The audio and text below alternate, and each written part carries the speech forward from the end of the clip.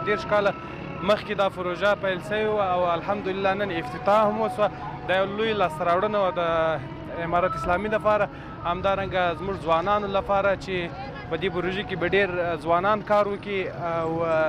د بل مملکت د محتاجۍ څخه به راخلاص وي، او همدارنګه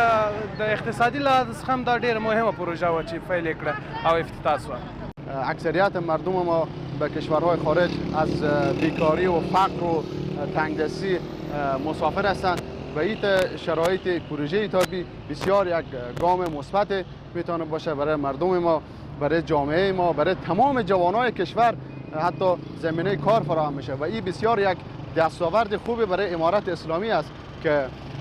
در دوران جمهوریت که 30 سال جنگ و دربدری و آوارگی اینا نتونستند این پروژه را افتتاح کنند و خوشبختانه که امارت اسلامی امروز توانسته که این پروژه افتتاح کنه. در قسمت ایجاد مشاغل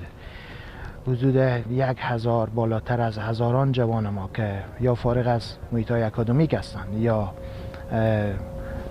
شغل ندارن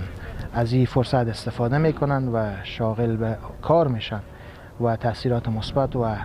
مستقیم از او انشاءالله به جامعه خواهد بود.